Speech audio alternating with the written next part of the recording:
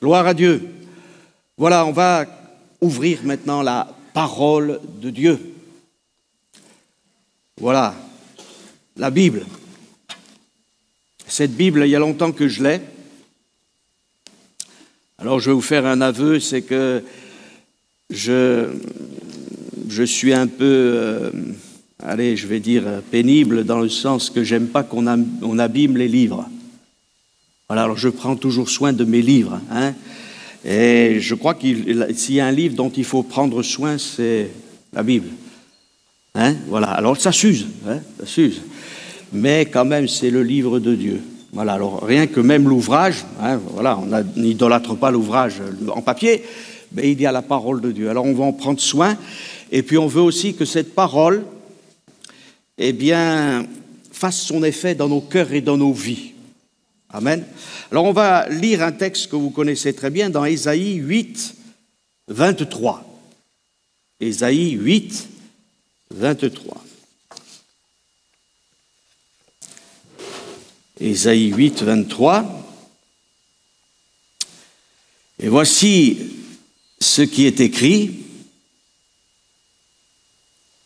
Mais les ténèbres ne régneront pas toujours sur la terre où il y a maintenant des angoisses. Amen. Alléluia. Voilà, on ne lit pas tout le texte, mais les ténèbres ne régneront pas toujours, c'est inscrit, hein, voilà, sur la terre où il y a maintenant des angoisses. On pourrait penser que ça a été écrit hier ou avant-hier, ou même aujourd'hui, ce matin, hein, voilà, qu'un je ne sais pas, un journaliste ou quelqu'un qui intervient dans un média, support papier ou par Internet ou à la télévision, dise, voilà, écoutez, les ténèbres ne régneront pas toujours sur la terre où il y a maintenant des angoisses. Mais qui pourrait dire ça? Je ne sais pas si des gens pourraient vraiment affirmer, comment dirais-je, s'ils n'ont pas d'espérance, cette chose. Celui qui a écrit cela, c'est Ésaïe le prophète. Il était pleinement inspiré par le Saint-Esprit et il a dit les choses de la part de Dieu. Oui, les ténèbres ne régneront pas toujours. Et lorsque Jésus est né, il a apparu, il est question de ce texte. Amen. Et j'aimerais ce matin vous parler du royaume. Alléluia. Du royaume de Dieu. Alors, c'est un thème tellement grand. Alors on va découvrir ou redécouvrir combien Dieu est grand. Amen. Il est très grand. Alors, je vous livre ce texte aussi de l'Écriture où on reprend les prophètes. Hein. Je garde un petit peu ce thème des prophètes et prophéties, des promesses de Dieu. Il faut s'attacher aux promesses de Dieu parce que les promesses de Dieu, elles sont oui et amen. Alléluia. Et dans le mot amen, il y a la foi. Je crois ce que Dieu dit, même s'il y a les ténèbres, même s'il y a le brouillard, même s'il y a des fosses, même s'il y a des sables mouvants, même s'il y a des combats terribles, les ténèbres ne régneront pas toujours. Et les ténèbres, c'est pas simplement la nuit, c'est pas, excusez-moi, simplement un couvre-feu, hein, puisque le couvre-feu, c'est quand il fait nuit. Non, les vraies ténèbres, faut pas confondre, c'est les puissances de ténèbres qui veulent plonger les hommes et les femmes, eh bien, dans ces illusions d'un monde qui va progresser, qui va régler ses problèmes par lui-même avec ses propres capacités. Non, ça, c'est terrible. Nous savons que l'adversaire, et je veux pas beaucoup parler de lui ce matin, je veux parler de Jésus, mais c'est le prince de ce monde. Il a un empire. Et lorsqu'il a voulu détourner Jésus de sa mission, il lui a montré tous les royaumes de cette terre. Et je vous ai fait remarquer il y a quelque temps que lorsque le diable fait voir tous les royaumes de la terre à Jésus, il lui montre leur gloire, mais il ne leur montre pas les souffrances, les problèmes, les difficultés. Voilà, il ne montre pas les milliers de gens malades avec la lèpre, avec ceux qui sont dans la détresse, les problèmes familiaux, il ne montre pas tout ça. Il montre les palais des rois, il montre les grandes armées. Je ne sais pas ce qu'il a pu montrer au Seigneur, mais tout ce qui pouvait briller. Seulement tout ce qui brille n'est pas d'or. Vous savez, il y a aussi de la camelote. Hein, un grand roi a remplacé les boucliers d'or de Salomon qui avaient été volés par un roi par des boucliers de bronze. Voilà. Mais le bronze, c'est bien. Ça nous parle du jugement et de la justice de Dieu, mais ça nous parle aussi de l'œuvre de l'adversaire, le bronze. Vous voyez, on en reparlera un jour. Donc, il faut faire attention. Voilà. Mais il y a des textes qui sont formidables. Alléluia. Zacharie 9,9. Tiens, c'est facile à retenir. Hein? Zacharie 9,9. Sois transporté d'allégresse. Alors déjà, l'allégresse, c'est une très très grande joie. Et là, c'est un transport. Alors, soulevé par la joie, fille de Sion. Pousse des cris de joie, fille de Jérusalem. Voici ton roi vient à toi. Il est juste. Alléluia. Il n'y en a pas beaucoup des rois justes. Hein? Et victorieux. Alléluia. Il y a des gens qui ont eu la victoire. Et il est humble. Alors là, c'est... D'un seul coup, ça change. Parce qu'en général, les rois, ils sont orgueilleux. Ils sont vaniteux. Je suis arrivé. Et même les rois de l'Antiquité, nous le savons, pensaient être des fils des dieux. Vous voyez ? Pharaon, là, le croyait. Et puis un jour, il y a 2 bergers israélites qui sont arrivés, là, avec leurs bâtons. Et puis ils ont dit, laisse partir mon peuple. Et il a fini par laisser partir le peuple. Et il a tout perdu. Il a perdu toute sa gloire. Les royaumes de ce monde passent.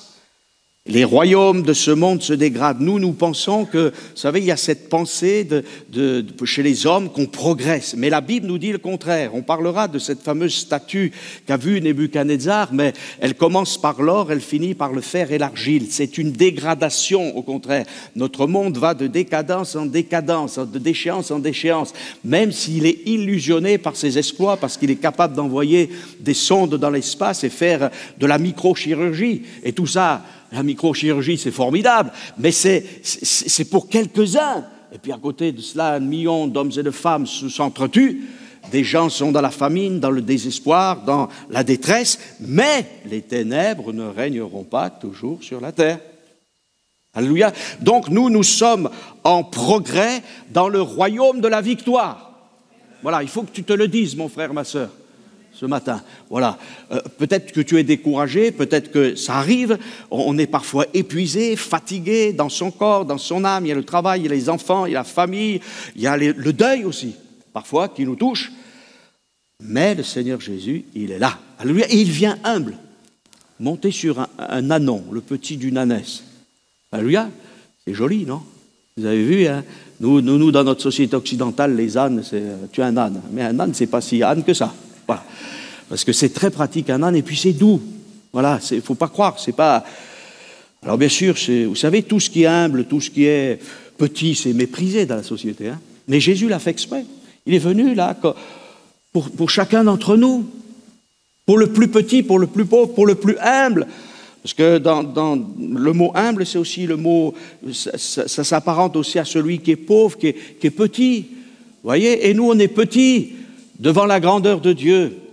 Mais on va monter, alléluia, gloire à Dieu. Ce n'est pas nous qui allons prendre notre escalier, notre ascenseur, même ce fameux ascenseur social qui est souvent en panne d'ailleurs. Hein. Mais le véritable ascenseur, c'est la grâce de Dieu. Alléluia. Alors bon, Jésus dit, voilà, voici ton roi vient. Et puis dans Jean 12, il est dit, ne crains point. Ah, la crainte, hein, on est dans un climat en ce moment, comme on disent les médias, anxiogène. C'est terrible ça, hein? Mais Jésus dit que votre cœur ne se trouble point. Croyez en Dieu, croyez en moi. Alléluia, je crois en Jésus-Christ, le Fils de Dieu. Il est mort pour moi, il a remporté la bataille et ce matin, le Saint-Esprit veut t'encourager. Alors Jésus est venu sur la terre. Alléluia, et il y a 3 aspects à partir du moment où Jésus vient sur la terre. Il y a le moment où il va souffrir. Imaginez les souffrances de Jésus. Il a souffert, psychologiquement, moralement, rejeté. Je ne veux pas m'arrêter trop longtemps là-dessus, mais il a souffert. Voilà. Et de nombreuses prophéties, notamment Ésaïe 53, nous parlent des souffrances du Messie. Ce ne sont pas les souffrances du peuple juif, c'est les souffrances du Messie. Il a intercédé aussi pour les coupables, nous dit l'Écriture dans Ésaïe 53. Donc, il a souffert pendant ce temps, et particulièrement pendant ces 3 ans et demi, et particulièrement encore plus pendant les 6 heures sur la croix. Et même avant, parce qu'il a été fouetté et il a été frappé. Donc, ça a été terrible. Et puis, maintenant, nous sommes dans la période du Messie, entre guillemets, absent. Parce qu'il est reparti là-haut. Mais on n'est pas tout seul. Alléluia. Parce qu'il a dit, je vous envoie le Saint-Esprit. Alors quand on dit Jésus est au milieu de nous, ça veut dire que l'Esprit de Dieu est au milieu de nous, bien que le Fils de Dieu soit au ciel. Mais le Saint-Esprit étant là, eh bien c'est comme si Jésus était là. Alléluia. Parce que le Saint-Esprit ne parle pas de lui-même, mais il parle de Jésus. Il veut que Jésus soit glorifié, que le Père soit glorifié. Voilà, alors il est absent, mais il est vraiment présent aussi. Mais il va revenir. Est-ce qu'il va revenir sur un ânon, le petit d'une ânesse? Et non, parce que le temps où il s'abaisse pour sauver l'humanité. Amen. Et d'ailleurs, je vais le dire tout de suite, parce que je l'avais prévu plus loin dans mes notes, mais au moment où il meurt, où il va mourir, là sur la croix, il a étendu ses mains, ses pieds sont percés, bientôt son côté va être percé, il est couronné d'épines, tout ensanglanté, c'est une souffrance physique à nul autre semblable, et d'autant plus il porte les péchés de toute l'humanité. Ça, c'est la plus grande horreur pour lui, qui est le saint et le parfait. Il est en train de mourir. Et voilà qu'il y a à côté de lui 2 brigands. Mais ces brigands, en fait, c'est des sicaires, c'était des gens qui se disaient « Nous voulons que le royaume du Messie vienne. Donc on va préparer le règne du Messie. » Même certains se sont pris pour le Messie. Voilà, alors ils se sont dit, on va imiter. Mais vous savez, imiter, c'est bien, mais des fois, c'est très, très mal imité. Hein. Alors ils se sont pris pour David, peut-être pour Josué. Alors on va tuer. Et on va prendre le pouvoir, parce qu'on veut que le règne de Dieu vienne. Vous voyez? Mais ce n'est pas comme ça que Jésus sauve. Voilà. Alors ces brigands, ils sont là. Ces Juifs attendaient le royaume de Dieu. Alors c'est à la fois extraordinaire d'attendre le royaume de Dieu, seulement ce n'est pas nous qui pouvons le précipiter, le royaume de Dieu, avec nos forces personnelles. Vous voyez, ça c'est la religion qui pense que ses membres en eux-mêmes ont la capacité d'établir un royaume. Non, celui qui établit son royaume, c'est Jésus. Nous ne sommes que les serviteurs. Alors ces 2 brigands, ils sont là, ils désiraient le royaume du Messie, mais ils étaient vraiment aux antipodes des méthodes divines, en tout cas de ce que Dieu voulait pour l'humanité avec le véritable Messie. Et voilà qu'à un moment donné, il y en a un qui finit par comprendre qu'il s'est vraiment trompé sur toute la ligne, et qu'à côté de lui, eh bien, il y a le vrai Messie. Et là, il va faire une prière qui est toute simple, mais qui est double, vous voyez. Et nous, on a peut-être un peu de la difficulté à comprendre, parce qu'on est un peu, des fois, dans notre monde chrétien, un peu d'ailleurs hermétique, mais remettons-nous dans la pensée vraiment de ce peuple qui attend la délivrance pour lui-même. Vous voyez? Et qu'est-ce qu'il va dire à Jésus? Il va dire, souviens-toi de moi quand tu viendras dans ton règne. Finalement, c'est une drôle prière de repentance. Mais en fait, c'est quand même à la fois une prière de repentance et un souhait, plus qu'un souhait, le vœu suprême.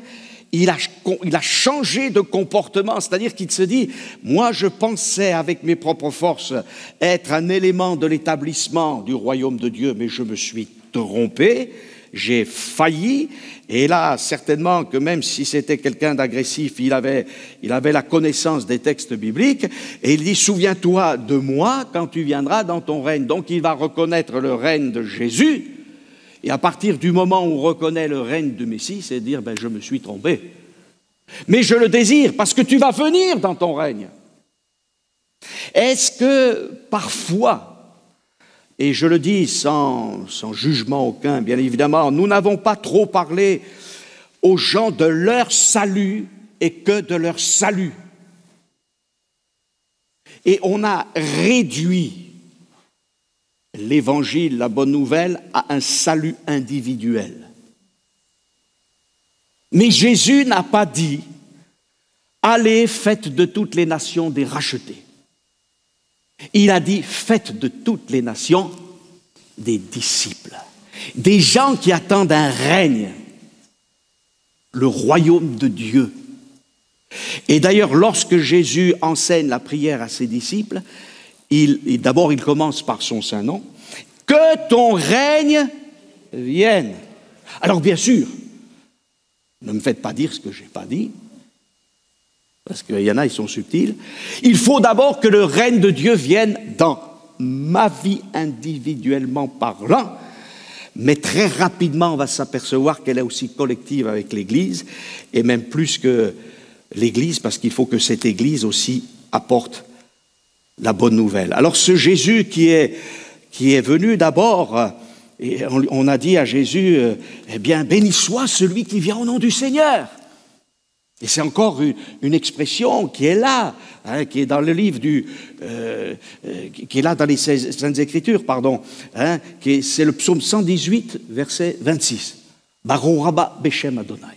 Voilà, ça, vous l'entendrez dans les expressions juives. Béni soit celui qui vient au nom du Seigneur. Et je crois qu'on peut dire ça à propos d'un frère ou d'une sœur, hein, qui vient. Et oui, merci. Béni soit celui qui vient au nom du Seigneur, apporter quelque chose par son témoignage, par je ne sais trop quoi.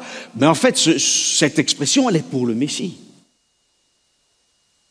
Il est béni, il vient. Mais ce Jésus qui est venu autrefois, qui s'est incarné, qui était là dans une étable avec les animaux, sans doute, bien que la Bible ne nous dit pas qu'il y avait des animaux, on ne sait pas ce qu'il y avait comme animaux. Après, c'est un peu nos expressions personnelles, hein. En tout cas, il reviendra couronné de gloire et d'honneur. Amen. Et dans le livre de l'Apocalypse, il nous est dit, puis je vis le ciel ouvert et voici parut un cheval blanc. Celui qui le montait s'appelle fidèle et véritable et il juge et combat avec justice. Alléluia. Il va établir la justice. Vous avez imaginé un monde de justice. On n'a jamais vu ça depuis le péché de nos premiers parents. Et je vis la bête, les rois de la terre, c'est-à-dire toutes les armées rassemblées pour faire la guerre à celui qui était assis sur le cheval et à son armée. Et chers amis, mes frères et sœurs, nous sommes dans une période où la guerre va continuer. Et on entend ce mot guerre, hein. Nous ne devons pas faire la guerre aux hommes. Il y a des idéologies, des fausses religions qui font la guerre aux hommes. Mais nous ne faisons pas la guerre aux hommes. Nous sommes en guerre contre des puissances qui sont des puissances spirituelles. Amen. C'est ce que dit Paul dans Éphésiens 6. Voilà, nous n'avons pas à lutter contre la chair et le sang, mais contre les puissances et les dominations. Et la Bible nous dit que tous ceux qui étaient opposés, eh bien, ont été détruits par l'épée qui sortait de la bouche de celui qui était assis sur le cheval. Donc, c'est ce que je disais aussi vendredi en parlant de l'épée qu'est la parole de Dieu. Amen. Jésus a dit qu'il était venu, je répète ce que j'ai dit vendredi, c'est qu'il est venu apporter la paix intérieure, mais il est venu nous donner une épée pour faire la guerre, pas contre les hommes, mais dans le domaine spirituel. Amen. Et c'est évident que dans cette exhortation d'Éphésiens 6, il est question aussi de la prière. L'une des premières actions, et qui devrait être la plus importante chez le peuple de Dieu, c'est pas plein de choses, et je ne veux pas froisser quiconque, mais c'est avant tout de prier.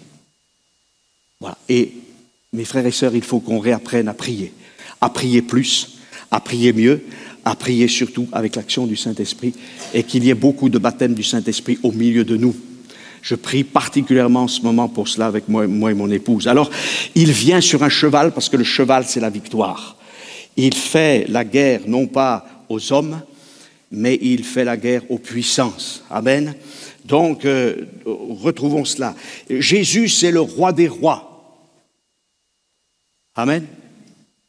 Il y a deux grands tyrans qui étaient des rois, qui ont été appelés le roi des rois dans l'Écriture. C'est Artaxerxès et Nebuchadnezzar. Hein? Alors, c'est des noms déjà assez difficiles à prononcer. Vous voyez, c'est vrai que le nom de Jésus, c'est plus facile. Hein? Voilà. Mais ça a été des tyrans. Hein? Alors, pourquoi ont-ils été appelés rois des rois? Pourquoi? Parce qu'ils régnaient sur des rois. Ils avaient pris des royaumes. Hein? Voilà, il nous est dit Artaxerxès, roi des rois, à Esdras, sacrificateur et scribe. Mais cet Artaxerxès, eh bien, il a permis à Esdras de faire son travail. Vous voyez, parce que le cœur du roi humain, il est comme un courant d'eau dans la main de l'Éternel. Il incline comme il veut. Que peut me faire un homme, dira le psalmiste. Alors ça doit être rassurant. Et puis, ce Nebuchadnezzar, on sait ce qui lui est arrivé. Il a cru qu'il était le phénix des hôtes de ses bois, hein, mais il n'était rien du tout. Il est devenu comme un animal. Il a été ce qu'on appelle, voilà, lycanthropie, voilà, même pas il s'est mis à être comme un animal. Jusqu'au jour où il a reconnu qu'il y avait un grand Dieu dans le ciel et que c'était le Dieu de Daniel. Amen. L'exilé de Juda, hein? Parce qu'on aimait bien rappeler à ces gens d'où ils venaient et ce qu'ils étaient. Vous voyez. Alors nous, les croyants, on nous prend pour des esclaves, pour des gens bas de gamme. Alléluia. Ah, vous ne dites pas amen, hein, là. Mais que m'importe ce que disent les gens qui ne connaissent pas le Seigneur. On les aime. Nous étions de ce nombre autrefois, on disait les chrétiens. Oh, enfin, ces chrétiens, ils vont pas bien, hein, ils sont un peu simplets. Et oui, parce qu'on ne connaissait pas l'amour de Dieu. Donc ne jugeons pas ceux qui ne connaissent pas le Christ. Et ils peuvent nous mépriser, dire qu'on n'a pas évolué. Vous voyez? Mais le monde évolue, mais vous savez, le mot évolution, ça peut être négatif ou positif, hein. Et ce qui semble pour eux une évolution négative, ils aimeraient même changer l'évangile, vous voyez, ils disent, les religions, il faut qu'elles évoluent. La révélation de Dieu, elle ne bouge pas. La loi de Dieu, elle ne bouge pas. Alors, Jésus, c'est le roi des rois et le Seigneur des seigneurs. Hein, c'est ce que nous dit l'Écriture. Il nous est dit, Paul à Timothée en parlera, que manifestera en son temps le bienheureux et seul souverain, le roi des rois et le Seigneur des seigneurs. Il est question, bien sûr, de Christ dans ce texte, et puis aussi dans l'Apocalypse. Voilà, il est question de ceux qui vont combattre contre l'agneau de Dieu, et contre le roi des rois, le Seigneur des seigneurs. Mais nous savons que sur le vêtement et sur la cuisse du Fils de Dieu, alléluia, il est marqué roi des rois et Seigneur des seigneurs. Alléluia, il règne. Mon frère, il règne. Alléluia.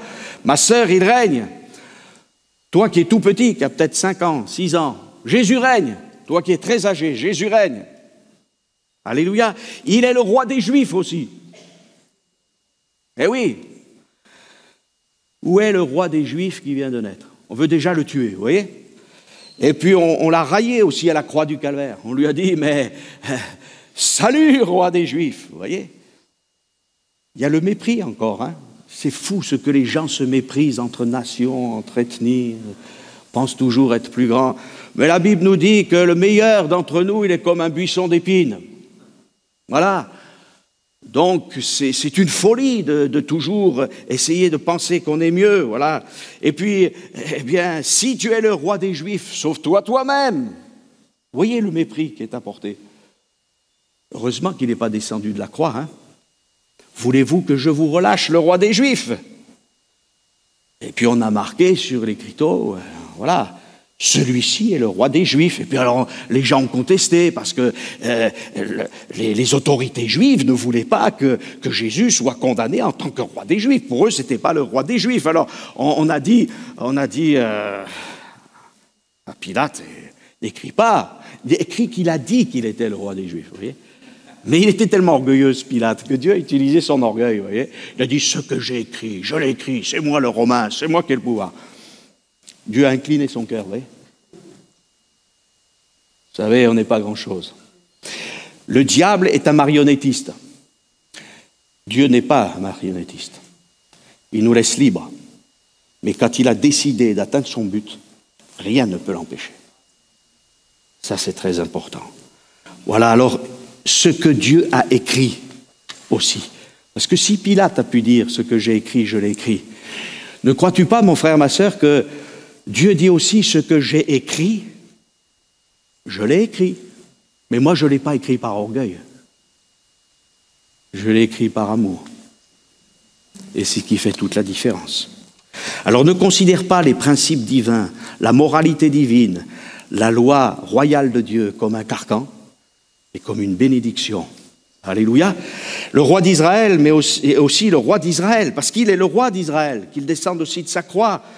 Voilà, et puis même la foule, alors qu'il va être crucifié quelques jours plus tard, dira « Hosanna, béni soit celui qui vient au nom du Seigneur, le roi d'Israël ». Et oui, parce qu'il est le roi des Juifs, au sens qu'il a donné des choses dont on a encore un héritage, nous, mais il est le roi de la nation d'Israël. Mais il n'est pas que ça, alléluia, il est aussi le roi des nations. Eh oui, croyez qu'il a oublié les nations, Seigneur? Non. Israël est son fils aîné, mais il a des fils aussi encore. Hein? Alléluia! Car Dieu a tellement aimé le monde qu'il a donné son Fils unique. Il est le roi des Juifs, il est le roi d'Israël, il est le roi des nations. Et nous voulons dire, parce que Jésus nous l'a enseigné, que ton règne vienne. On pourrait traduire aussi par que ton royaume vienne, que ta volonté soit faite sur la terre comme au ciel. Pourquoi y aura-t-il un millénium, mes frères et sœurs? Parce qu'il faut que Dieu, qui est le Dieu du ciel et de la terre, règne aussi sur la terre, d'une manière visible, d'une manière sensible. Voilà, c'est pour cela. Et tous ceux qui ne veulent pas croire à cela, c'est leur affaire, après tout chacun croit ce qu'il veut, mais que ton règne vienne. Et il le savait, parce que nous savons que les Juifs attendaient eh bien, le règne du Messie. Zacharie, le père de Jean-Baptiste, en parle, afin que nous puissions te servir. Il faut que ton règne vienne. Voilà, le Messie, dans toute l'Écriture, dans l'Ancien Testament, c'est le Sauveur, c'est le Libérateur, mais c'est le Roi. Alléluia. Non, ne réduisons pas, mes frères et sœurs. Oh, il est sauvé, alléluia, ça suffit. Mais non! Il faut que si nous sommes sauvés, nous allons dire que ton règne vienne. Alors comment va-t-il se manifester, ce règne? Eh bien, de différentes manières. Voilà, il nous est dit dans Luc, par exemple, je cite ce texte puisque c'est ce que je viens de dire, « Il régnera sur la maison de Jacob éternellement ». Ça, si ce n'est pas un texte qui concerne le peuple juif, il faut prier aussi pour nos amis juifs, qu'ils soient convaincus. Voilà, béni soit le règne qui vient, le règne de David, notre Père. Hosanna dans les lieux très hauts. Ce fameux dimanche, que j'aime pas appeler le dimanche des rameaux, parce qu'il y a tellement de superstitions avec ça, mais ce dimanche de la proclamation du Messie, où ils ont pris effectivement des branches. Et vous savez qu'on bénit les rameaux et tout ça, c'est des choses, ça, surtout faites pas ça, vous vous entraînez dans toutes sortes de turpitudes, de choses qui sont mauvaises. Voilà, mais il vient, voilà. Et Jésus nous dit, je vous le dis en vérité, il parle à ses disciples, quelques-uns de ceux qui ne mourront point, quelques-uns de ceux qui sont ici, pardon, ne mourront point qu'ils n'aient vu, le Fils de l'homme venir dans son règne. Pas dans son règne complet, mais vous ne croyez pas que le jour de la Pentecôte, ils ont vu déjà le règne de Dieu commencer, non?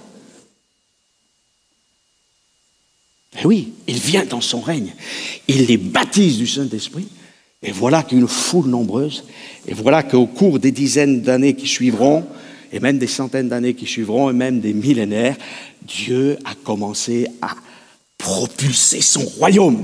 Bien sûr, pour l'instant, il n'est pas si visible que ça, mais il est sensible dans les cœurs, non? Quand on rencontre un véritable croyant, au bout d'un moment, on parle des mêmes choses. D'ailleurs, c'est significatif. Hein. Si vous voulez reconnaître un vrai chrétien, s'il ne parle jamais de Jésus, c'est qu'il n'est pas un vrai chrétien. Mais au bout d'un moment, il vous parle de Jésus. Bon, on peut parler aussi de la chèvre et du chou, ça c'est normal. Mais il faut aussi parler de Jésus. Alors, notre cœur brûle quand on parle de Jésus, parce qu'on veut que son règne vienne. Et on ne va pas dire, Seigneur, que mon règne vienne. Mais je dis cela, pourquoi? Parce qu'aujourd'hui, avec le développement personnel, avec la psychologie, c'est ça.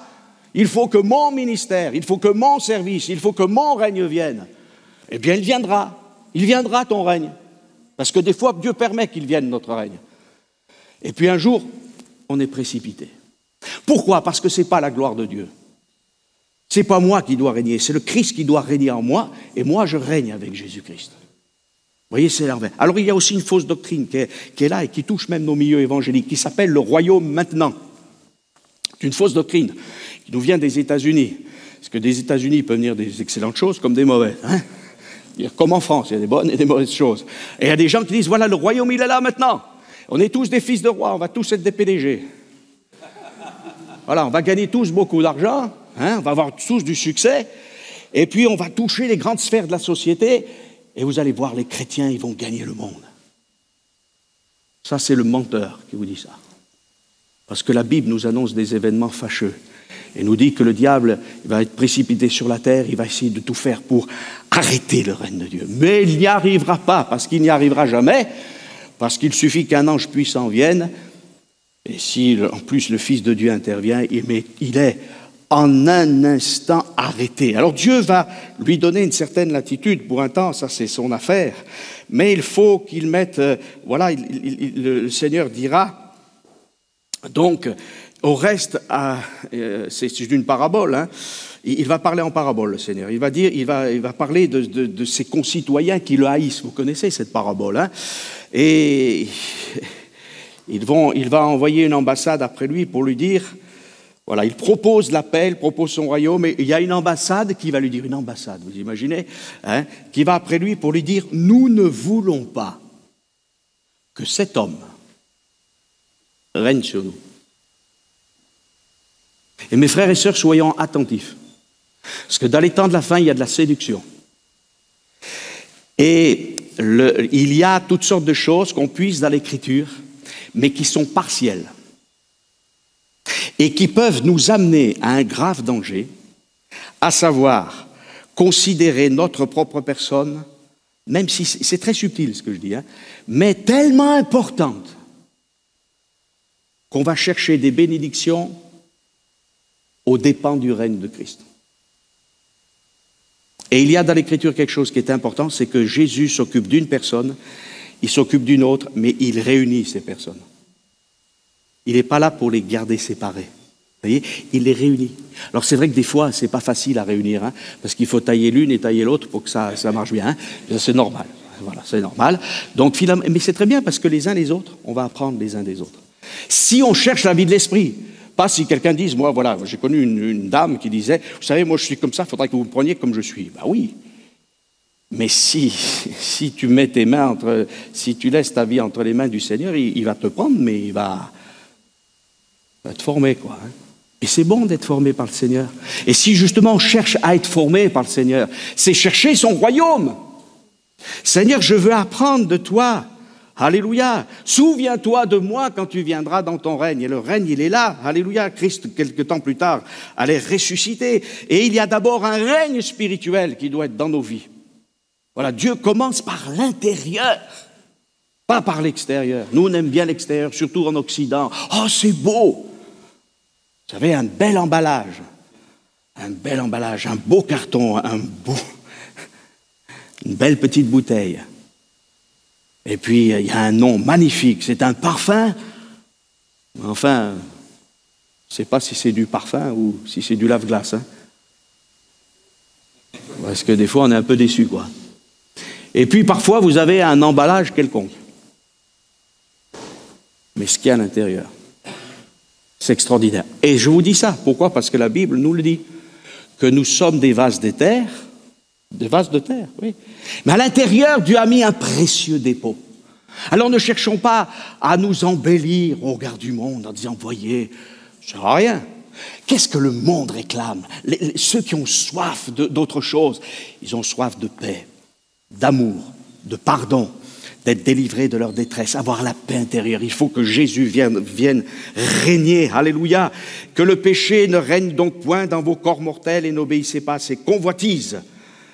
Voilà, et puis Paul aux Romains dira, comme le péché a régné par la mort, ainsi la grâce règne par la justice pour la vie éternelle par Jésus-Christ notre Seigneur. Alléluia, la grâce de Dieu, le sang de Jésus peut me purifier de tout péché.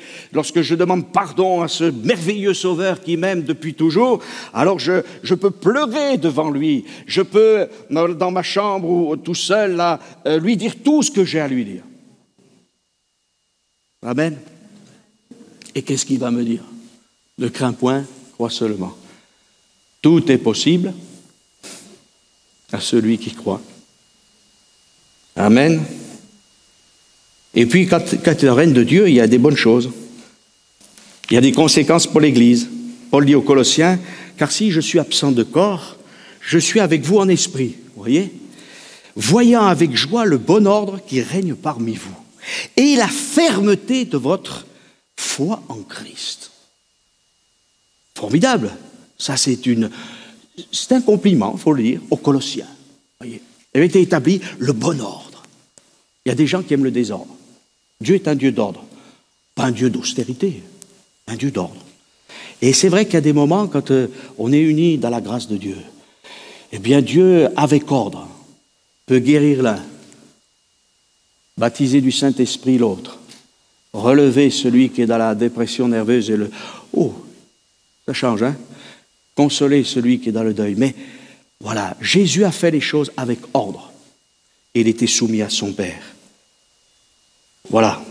Il est dit aussi que la paix de Christ à laquelle vous avez été appelés pour former un seul corps. Vous voyez ce que je disais, c'est-à-dire que Dieu nous bénit individuellement, mais règne dans vos cœurs. Alléluia. Voilà la paix de Dieu qui va régner dans nos cœurs. Et l'ennemi fera tout pour qu'on soit anxieux, pour qu'on perde la paix de Dieu. Que ton règne vienne. Amen. Un texte messianique, il a dit au Fils, ton trône, ô Dieu, est éternel. Le sceptre de ton règne est un sceptre d'équité, c'est-à-dire de justice. Dans notre monde, il n'y a qu'injustice. Mais le règne de Dieu et le règne du millénium est sous le thème de la justice. Amen. Même si c'est toujours par la grâce qu'on est sauvé. Amen. Le premier homme comme le dernier homme qui vivra sur la terre ne peuvent être sauvés que par la grâce de Dieu, mais Dieu parle tantôt d'une manière, tantôt d'une autre. Aujourd'hui, nous bénéficions, nous l'Église de Jésus-Christ, de cette merveilleuse promesse. Alors j'aimerais vous encourager ce matin. Amen. Et je vais citer encore 2 ou 3 textes. Et j'invite les musiciens à venir et on va célébrer notre Dieu encore. On va l'adorer, le louer encore par un chant. Amen. Voilà. Pendant que les musiciens prennent place, j'aimerais vous citer encore 3 textes de l'Apocalypse, de la révélation. Parce que j'aime bien ce mot révélation. Voilà, il nous est dit ceci dans Apocalypse 11, 17. Nous te rendons grâce, Seigneur Dieu Tout-Puissant, qui était, car tu as saisi ta grande puissance et pris possession de ton règne. Amen. Encore l'Apocalypse. Vous voyez, il y a de bonnes choses à l'Apocalypse. Et j'entendis dans le ciel, Apocalypse 12, 10, et j'entendis dans le ciel une voix forte qui disait, maintenant, le salut est arrivé, ainsi que la puissance, le règne de notre Dieu et l'autorité de son Christ, car il a précipité l'accusateur de nos frères, celui qui les accusait devant notre Dieu jour et nuit. Terrible ça, accuser jour et nuit les élus. Et c'est vrai qu'on a plein de défauts encore, l'ennemi, mais ces défauts, ils peuvent s'estomper, on peut en être débarrassé. Alléluia. On veut être perfectionné pour le règne de Dieu. Je veux apprendre de toi en lisant ta parole, en réfléchissant, en laissant l'Esprit de Dieu m'inonder. Mon frère, ma sœur, peut-être que depuis 5-10 ans, tu cherches le baptême du Saint-Esprit et le diable t'accuse en disant, tu vois, tu as des mauvaises pensées, ceci, cela. Crie au Seigneur et dis-lui, mais non, je veux plus là. Je veux que ton règne vienne. Alléluia.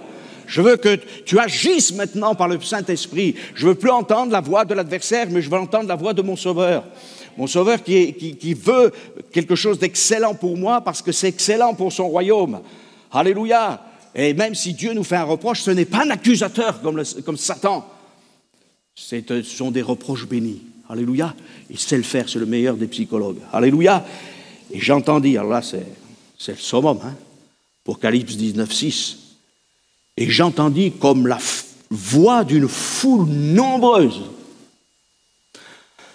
comme un bruit de grosses eaux, plus que les chutes du Niagara, comme le bruit de forts coups de tonnerre, disant « Alléluia » car le Seigneur, notre Dieu Tout-Puissant, est entré dans son règne. Amen. Alors vous relisez au moins Apocalypse 19, 6. Alléluia. Je vous laisse qu'un verset, c'est la conclusion, mais je pense qu'elle vaut son pesant d'or. Notre Dieu Tout-Puissant est entré dans son règne et rien ne pourra l'arrêter. Amen.